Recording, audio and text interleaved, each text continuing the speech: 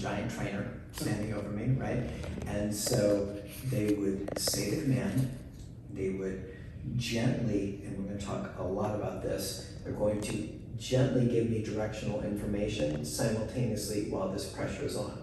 Now, the job of this giant trainer is to find the level here that I'm motivated enough to want to turn it off. They're going to have to find the right level to where I'm motivated to do something about it. If it's a 2 and I'm like, I don't even really feel that, I'm not going to be motivated to do anything.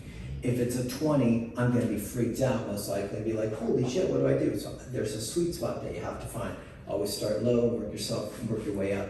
Now, when it comes to the actual leash itself, the leash should be a whisper. The leash should not be, and this is where a lot of trainers, especially others, but a lot of trainers really struggle, is that when they go to give the directional information, they're so used to being heavy-handed with the leash that they're not actually teaching e-collar stuff so much as they're teaching leash stuff, right? So what we're looking for is like a 90% e-collar pressure response from the dog, and then a 5 to 10% whisper of directionality with the leash. So, sit, good. And this is me relaxing the leash, not letting go of the leash. That'd be bad training, right?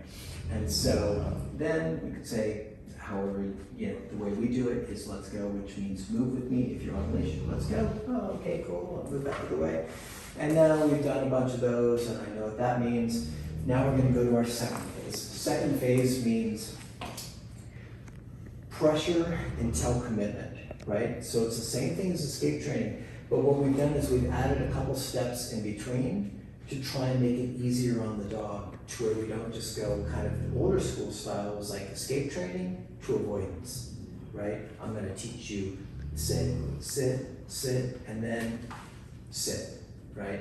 So what we've done is just added a few extra steps, not to baby the dogs, but just to make it a more reasonable, logical, comfortable transition for them as they move into that space. So now we've done a ton of reps, maybe it's the second or third day, whatever it might be, and now we're going to teach Sean the dog how to sit, but now we're doing pressure until commitment. So it's going to be sit, good, right? So you can see how it's committed, right? As you see that commitment to moving into the sit, you're going to come off the pressure, but you're not going to mark it until my butt hits the ground.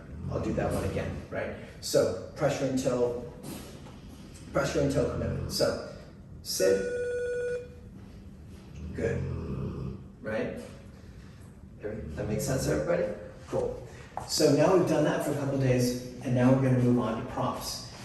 You've been doing this work, and well, actually, let me add, it's not an extra stage or an extra step, but it's something that we absolutely do that makes this even more comfortable and even easier for the dog, which is the pressure to commitment starts to gets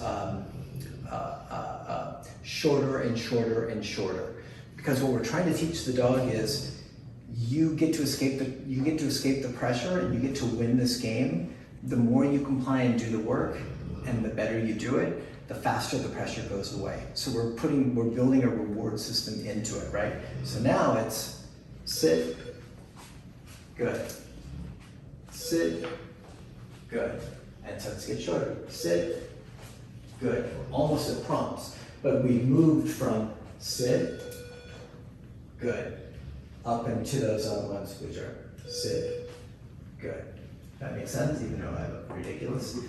Cool? Okay. So now that's second phase with us moving into shorter and shorter and shorter pressure. Now, just to give you guys a little bit of information, if you're on the second phase and you say sit, and then I get to right here and I stop, all you have to do is go back one stage, phase one, right? So sit, and you come off, and I don't move all the way into the sit, good. Just move one stage back, super, super easy. Okay, so now we move on to stage 3, which are prompts, which is what a lot of training programs kind of finish up at. So now the dog's been doing sits from escape training all the way until the butt hits the ground with pressure, and then pressure until commitment, getting shorter, shorter, and now it's just going to be, and you probably won't even need any leash pressure for me because I'm a well-behaved dog, so it's going to be sit, good.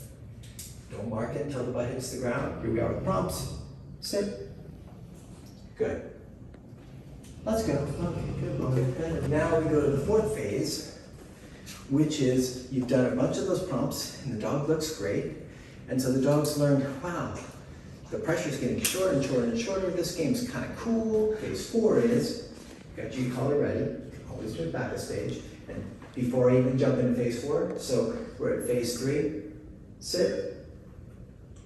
What happened? I'm stuck. I didn't go all the way where I needed to go. Go to 2. Sit. Good, right?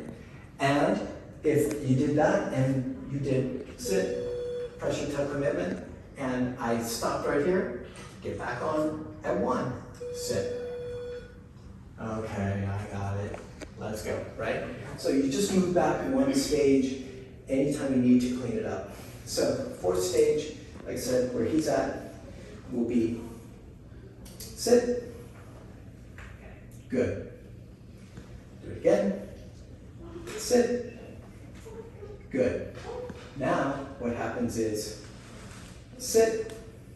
What's going on in that other room? Sit.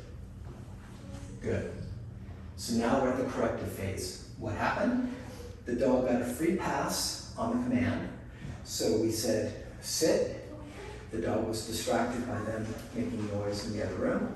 And so what we do is we don't say no, we repeat the command because I want action, I want to move the dog into a position, I don't want the dog to freeze, say to stop. A lot of trainers teach the dog, they teach no, and then they actually have to repeat the command, get the dog back into motion and complete it. So for any active command where I'm trying to get the dog into a position, I would much rather repeat the command rather than saying no and then have to repeat the command. So, and I'll explain that in more detail later. So here we are with, once again, with the sit, good, great. Now, if I screw it up, sit,